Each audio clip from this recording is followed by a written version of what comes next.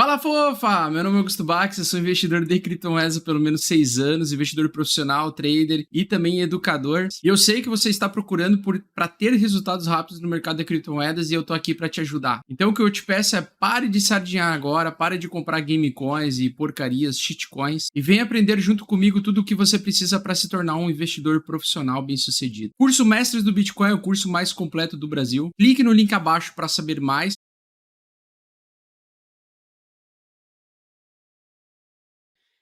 Para a gente ter tempo de falar tudo que precisa aí, tá?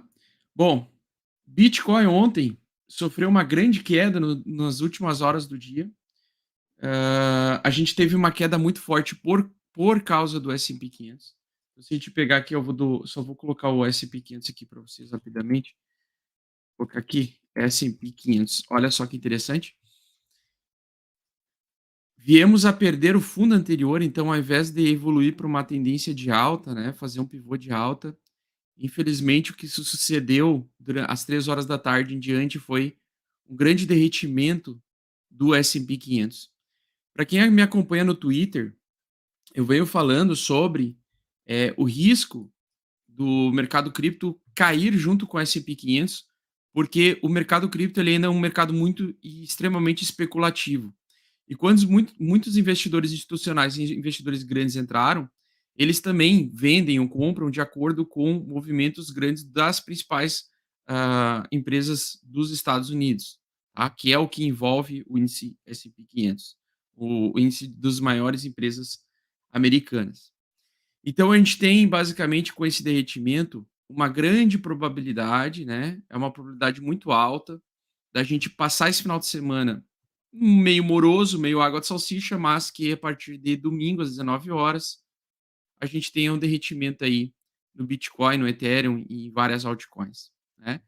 É um período extremamente perigoso, muito perigoso, para operar altcoins, porque as altcoins elas sobem 30, 15% dentro de um dia, mas se o mercado cair, se o Bitcoin derreter, se o Ethereum derreter, se o Ethereum cai 10% ou o Bitcoin cai 10% dentro de um mesmo dia, algumas altcoins elas podem cair tipo 20, 30, 40, 50% dentro de um mesmo dia.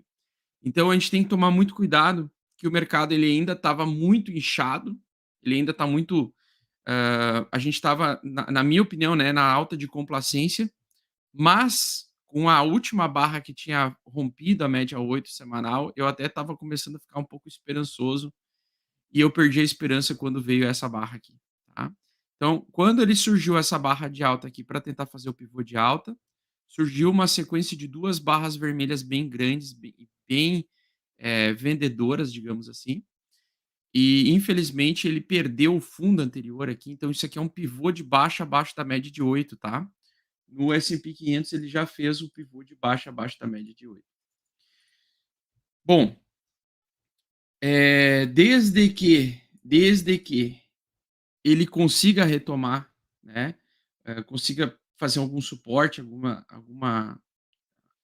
consiga defender ou entrar a região compradora nessa fase aqui, nós até podemos ter um freio dessa queda, mas eu estou achando que vai vir uma queda lenta, gradual e sangrante aos poucos, de vários ativos voláteis, incluindo Bitcoin, Ethereum, entre outros altcoins aí, tá? Eu acho que muitas altcoins elas agem como se fossem startups, né, de, de tecnologia. Então, muitas são propostas de soluções de movimentação financeira, soluções de pagamento. Então, eu acredito que alguns especuladores grandes podem sair um pouco ou temporariamente do mercado por conta desse indicador, desse sinal, tá? Quando é que eu entraria de novo, tá? Então, ou quando é que eu começaria a voltar a ficar mais bullish, somente depois que eu voltar acima da média 8 semanal. Então, enquanto não voltar acima da média 8 semanal, e enquanto ele tiver com essa barra vermelha grande, eh, isso é um sinal de venda para o longo prazo, tá? De ativos especulativos, incluindo ações e várias criptos, né? É um sinal semelhante ao sinal lá do que eu comentei com vocês no dia 3 de dezembro do ano passado. Então ele é um sinal extremamente importante, porque ele basicamente recusou uma resistência pela terceira vez praticamente, né, uma resistência, aliás, pela quarta ou quinta vez. Então ele recusou essa resistência aqui pela quarta, quinta vez. Então isso significa que nós vamos descobrir fundo agora. Então o mercado ele quer andar em busca de um fundo, né. Onde o fundo pode ser? O fundo pode ser aqui, o fundo pode ser aqui, o fundo pode ser aqui, não dá para saber. É o mercado que vai dizer para nós onde pode ser o fundo, tá. O primeiro fundo é esse aqui. Essa região aqui é o primeiro fundo. Aqui poderia segurar um pouquinho para ele fazer a onda, né, de baixa. Então, aqui ele pode segurar um pouquinho para fazer uma onda de baixa.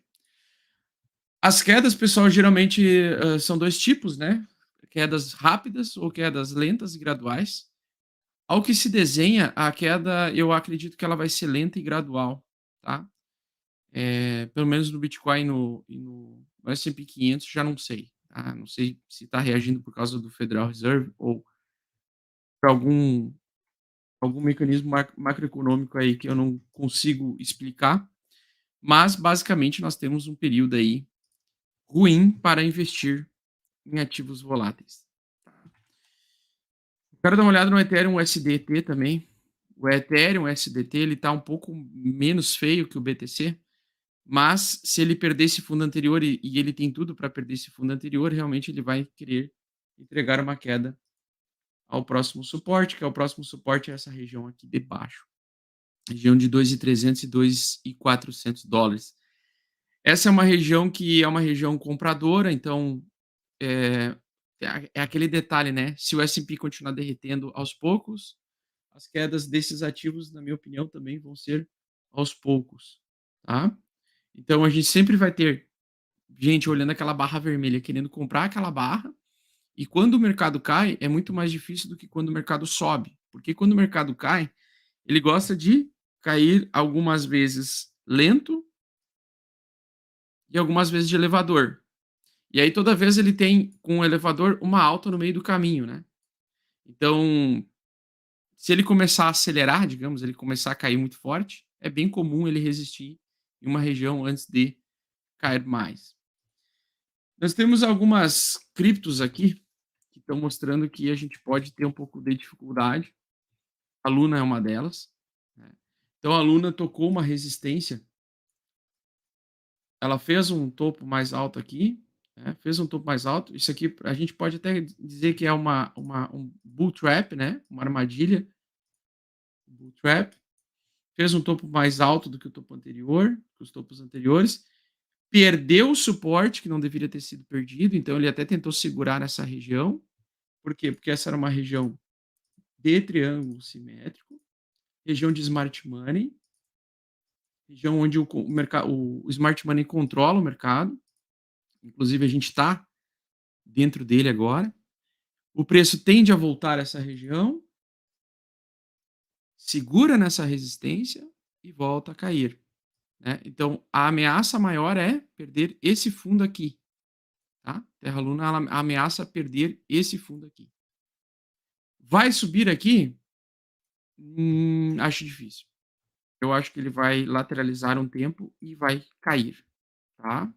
Principalmente se perder esse fundinho anterior aqui, ó, no gráfico diário, que no gráfico de 4 horas, ó, no gráfico de 4 horas esse tem um Bart Simpson rolando aqui, né? Tá? Então, eu acho que esse é um fundo fraco. O comportamento do preço abaixo da média de 8 semanal é um comportamento vendedor, não comprador, tá?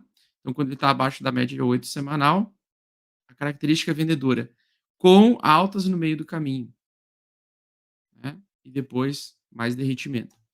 Então, o gráfico ele quer evoluir para essa condição, tá? Vamos dar uma olhada na SDAO aqui também. Eu não vou vender minhas SDAO, mas eu não compraria também se você fosse entrar agora nela. Por quê? Porque acredito que ela vai perder esse fundo aqui. Eu acho que ela vai evoluir também para baixo da média 8 semanal. Cara, somente se o S&P 500 conseguir reverter e fazer um milagre, sabe. Mas ela tá perdendo já o fundo anterior aqui, e ela quer perder esse fundo aqui, ó. E perdendo esse fundo aqui, ela vai querer perder a média 8 semanal. Então pode ser que a próxima barra dela seja da perda da média 8 semanal e possivelmente entrega de baixa para os próximos meses aí, tá. E o que me chama atenção realmente é o gráfico mensal. Então o gráfico mensal, que eu já vim alertando há bastante tempo, né, o nosso maior perigo é o gráfico mensal.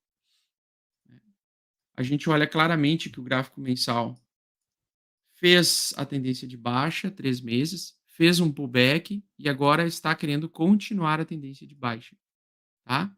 "Ah, mas eu duvido". Foda-se se tu duvida. "Ah, mas os meus tuiteiros favoritos falam que e são melhores do que você de análise, falam que é alta infinita". Cara, eu olho para esse gráfico aqui de mensal, eu não consigo ver eu não consigo ver alta aqui. Só cara, seria um milagre maio surgir assim, né. E aí tem um detalhe importante, e que é um fundamento é um sentimento fundamentalista, uma análise fundamentalista. Em maio, agora, dia 29 de abril, eu vou viajar para os Estados Unidos. O que que acontece toda vez que eu viajo? O mercado cai, exatamente. Então, fofoletes, eu vou viajar. Quando eu viajo, o mercado cai. Então, em maio, eu vou dizer para vocês, eu vou ficar maio e junho lá fora. Maio e junho, o mercado vai cair, porque eu vou estar viajando lá nos Estados Unidos, tá? Então, vocês já podem ter certeza que vai ter mais 2 barras vermelhas aqui, ó. Tá? Só mais 2 barrinhas vermelhas aqui, aí quando eu voltar, em julho, aí é alta infinita, aí vai ser uma barra assim, tá? Aí pode ficar tranquilo que é alta infinita, tá? Mas falando sério agora, pessoal, essa é uma barra de engolfo de baixa, tá? E faltam só uma semana para terminar o mês. Então, provavelmente, a gente vai ter um pouquinho de recuo dessa barra, ou seja, uma pequena altinha até os 40.500 e no Ethereum talvez até 30.050 e ter resistência, né, pressão vendedora. Então a gente tem aqui, graficamente falando, nós temos aí essa como uma região vendedora, tá? No caso do BTC, esta como uma região vendedora no BTC, $41.000 agora, se tornou, que era suporte, agora se tornou resistência, 2 vezes confirmada, então é difícil o preço passar dessa região. Fibonacci aqui, então ela está dentro da região de 0,38 de FIBO, então, na verdade, aqui, ó, 42.000, tá? $42.000 aqui, mas eu acho que ele já vai parar antes. Eu já acredito que o preço pode até subir agora aqui para dar uma pequena esperança e vir rasgando junto com a S&P 500 de forma tardia, tá? E no Ethereum da massa, ETHUSD, nós temos também a condição de... Cara, deixa eu só adicionar o VPVR aqui de novo. Na verdade, eu vou configurar. Deixa eu só colocar o escuro aqui, porque não aguento mais. Deixa eu adicionar aqui.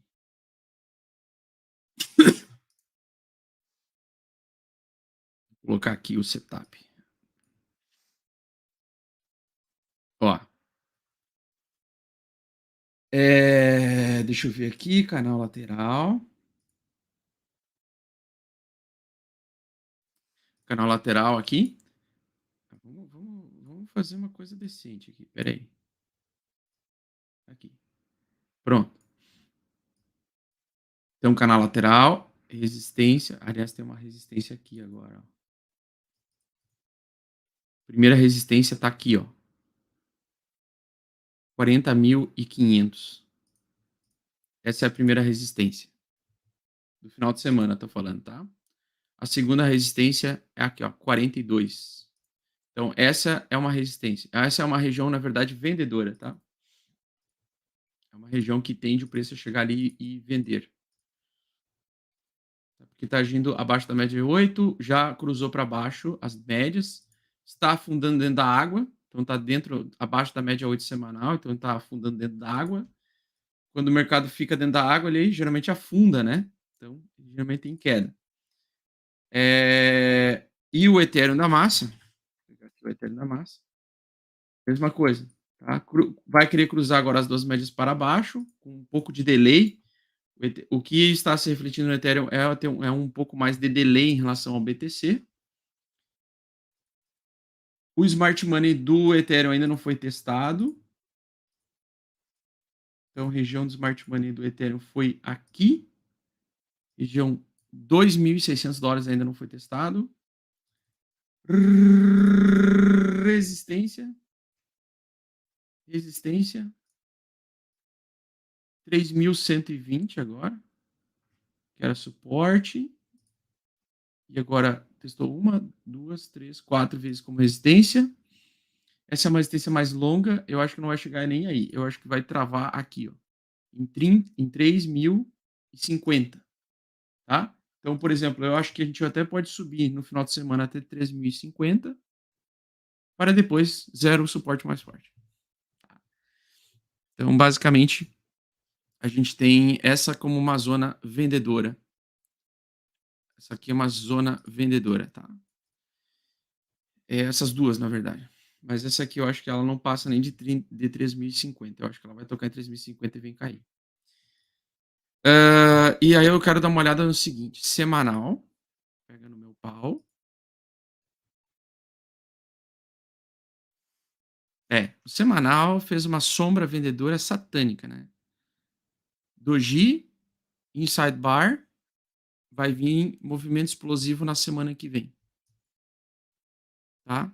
Então, ele fez a pressão vendedora, fez um doji, as duas médias estão querendo cruzar, a média azul está querendo cruzar para baixo, vamos ver até o fechamento de amanhã, mas supostamente pressão vendedora por enquanto, tá?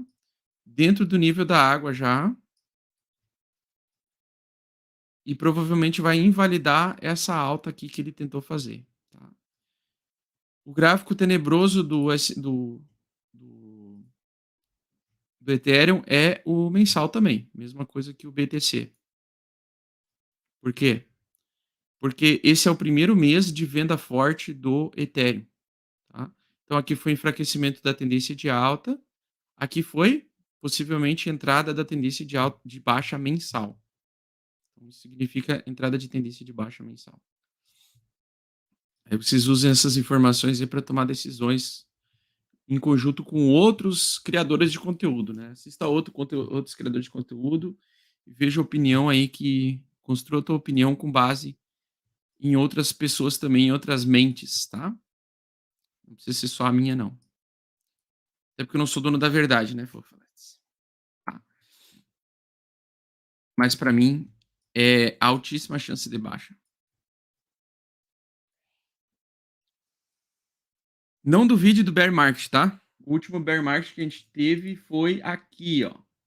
Depois do topo principal, nós tivemos um bear market de 1, 2, 3, 4, 5, 6, 7, 8 meses de baixa no Ethereum. Não sei se isso vai se repetir, eu acho difícil. Mas sim, deu a entrada de queda aqui, tá querendo fazer a barra de engolfo, né? Tá querendo no MACD avisar para nós que ele tá querendo evoluir mensal de baixa. E sim, a gente pode ter até chegar a linha laranja, né? Um derretimento lento e gradual até esse preço. Até porque é assim que os investidores fudidão, eles gostam de fazer. Eles gostam que o sangramento seja aos poucos, e que tenha falsas altas no meio do caminho, porque isso faz com que as sardinhas satânicas deem bastante dinheiro para eles, né, na hora da venda, tá? Eles dão uma esperança, uma luz de esperança e vêm atacando as sardinhas satânicas, né? Então, por enquanto aí, ainda com carinha de baixo.